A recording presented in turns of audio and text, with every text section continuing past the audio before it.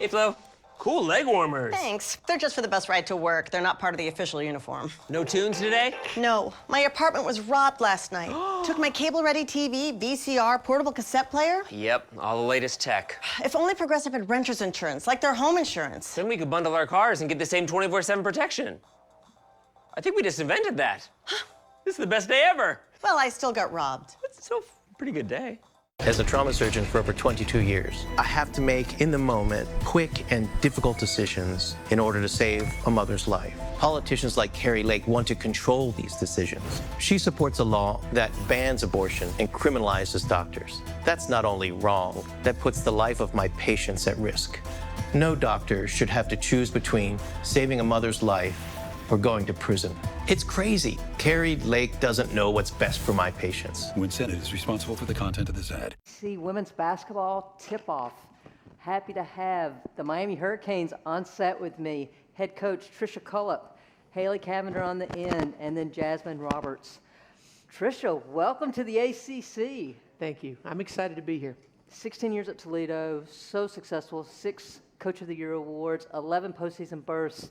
Why now? Why Miami? Because I know you've had a lot of opportunities, but what made Miami the choice? I always said if I left, it had to be an incredible opportunity. And you look at Miami, it's a $93,000 a year private education.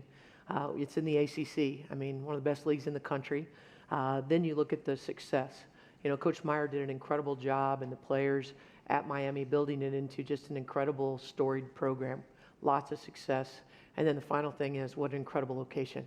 And so when you put all those things together, there's not many places in the country that can say all those things in one sentence. One thing in preparing for this is that you said you want to raise banners and you want to raise attendance. Mm-hmm. How have you gone about that, and how's it going so far? You know, one thing that's kind of exciting that's coming up is November 1st. We have Cheryl Reeve coming down for a tip-off dinner, and we've already sold it out. And so, you know, we're trying to do everything that we can to get the players out in the community. They've been doing community service. I've always been a big believer that you have to go out and build relationships in the community. If you don't do that, billboards and ads don't matter. And so what we've done is really start to facilitate relationships in the community, show them that we care, make sure that we're providing opportunities for them to meet and greet our players. When our games are over with, we're not going in the locker room. Our players are going to stay out and talk to the fans and get to know them. And all those things combined, hopefully, you know, I'm not going to turn down a lot of speaking engagements. I want to make sure that our community knows we're there for them. Give me a quick intro to this year's ball club and what the style of play is going to look like. I think, first of all, we want to be up-tempo. This group is in great shape. They want to run. We've got players that can really run the floor.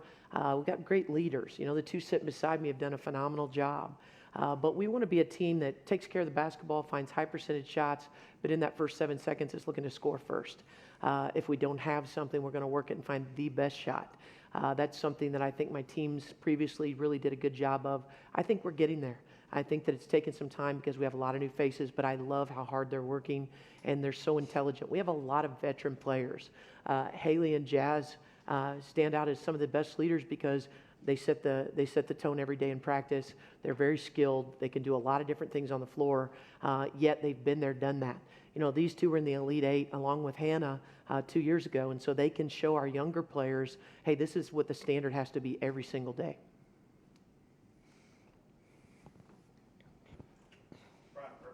Brian Purtle with Pat Pride. My question is for Coach. Coming into the ACC, pushing the play is the MO for a lot of teams, and got kind of a West Coast influence now with Stanford and Cal. How much have you studied some of those conference opponents and what they bring to the table?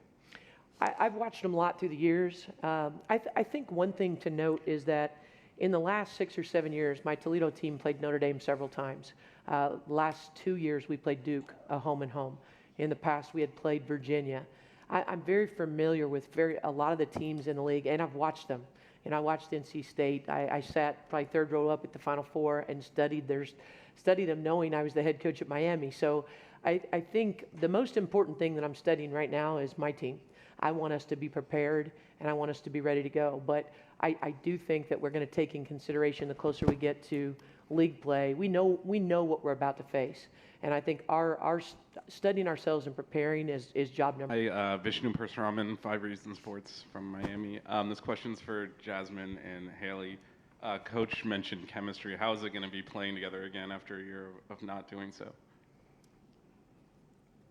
I'll go. I think it's going to be great. Me and Jazz always stayed in touch when I was in season last year, so I would say just being able to get back on the court with her. She's a great teammate. She's a great leader, and being able to just lead our team and just build off that chemistry.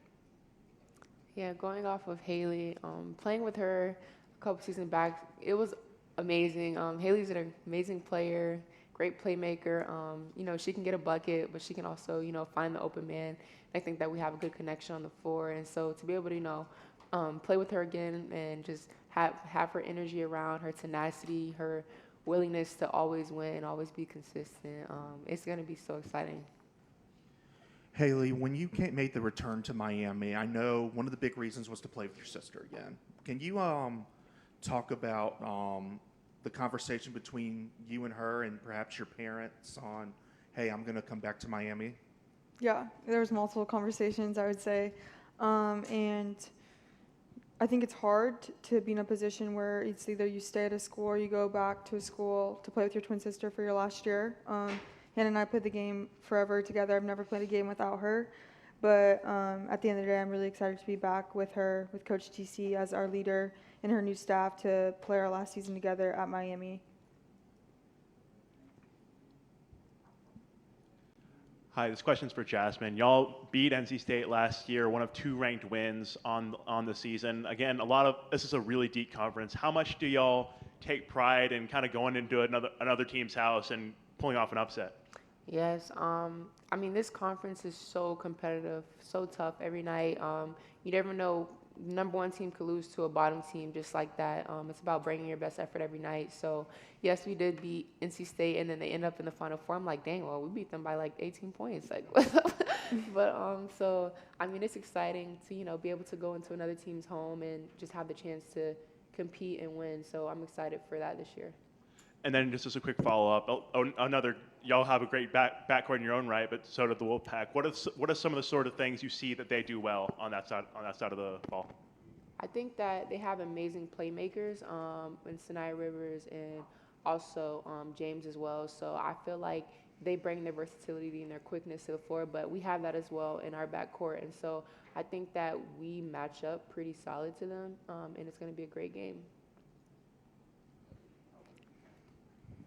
Jasmine, watching you on the court is phenomenal. Can you talk about how your game has transcended coming into the offseason and your role as the leading guard for this Miami team? Yes, so I feel like in the offseason, I worked a lot on my ball handling, but also just, knowing my IQ of the game. I feel like that's grown a lot as well, and just also focusing on getting my mind right. And I feel like your mindset, your mind is, if you have a great mind, you can have an amazing season. I feel like that's a lot of things that I focus on. And so I'm just excited to see myself playing at the highest level that I can with a new coaching staff, with new players around me, more positive vibes, positive energy, and have a great season.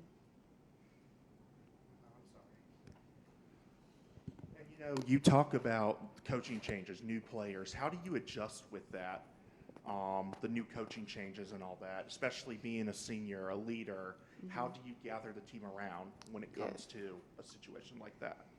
Yes, I think that I have a very different role this year as captain on the team. Obviously, I can't always think about myself. I'm also thinking about a whole other team. I have to pour into other people. This question is for both players. Coach mentioned the emphasis on getting out in the community and just building a relationship with the Miami and the surrounding area. How much do y'all as players take pride in that and take initiative as far as building that connection? I think it's great for us to get out into the Miami communities and just build connections, especially with the kids. We went to a lot of boys and girls clubs, and just being able to work with them and hang out with them on their recess and stuff has been fun, and just to connect and really build that layer of personal level. So I think it's great for us, and I think as a leader, Coach TC doing that for our team shows great connections and being able to hopefully transpire to our attendance. Yeah, going off of what Haley said, doing community service this summer was something like really fun, and it brought us close as a team, but also just closer to others in the community. Like we went somewhere and we fed the homeless people or people in need. So that was just like, it was cool to see things from another perspective, and it also just drew our team closer together. And those were things that we didn't really do a lot of before. And so just, you know, hoping that people see the work we're doing and that we care in the community, and it translates to on the court for our team, but also bringing fans in to see us play as well. For both Haley and Jasmine, Trisha's one of the most successful coaches in her game. Now that you've been under her tutelage for a couple of months, what is the it that she has that you now understand of why she's been so successful? Details.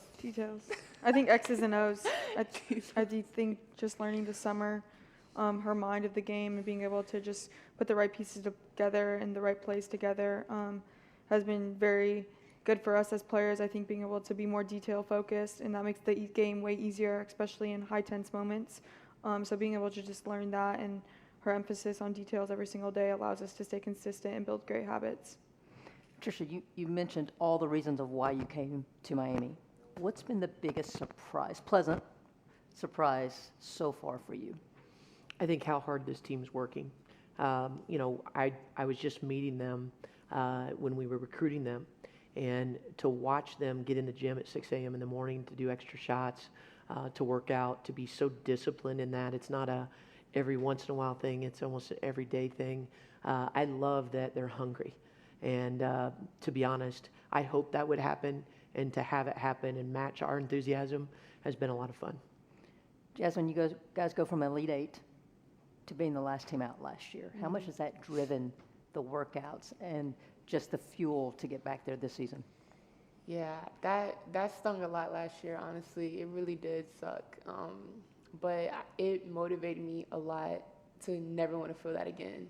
And so I really took the off-season serious, just getting my body 100% healthy, and also honing in on my skills as a basketball player. It really motivates me. Like, literally when I'm working out, some days I'm like, Elite Eight. Like, I'll literally tell like yesterday I had a workout and I was starting to get tired and I was like, Elite Eight. So just like getting my mind and motivating myself to prepare for those moments and just like fighting through. It's really motivating me a lot to, you know, just have an amazing season as a team. Haley, give us that one player that, whether they're new to Miami or just maybe hasn't played a lot in the past, that probably 2 or 3 weeks into this season, she's going to be a household name. Cameron Williams. And why? She's consistent. Being able to play with such a dominant post player this summer, and her hands and her footwork she's such a good touch. So being able to play with her, I think she'll make a name for herself in the ACC very quickly. All right, last thing for each one of you, one word that's going to describe this upcoming season. Determined. Electric. Underdog. Miami Hurricanes, here we go. Well said. Thank you. Thank you. It's great to see you again. Always.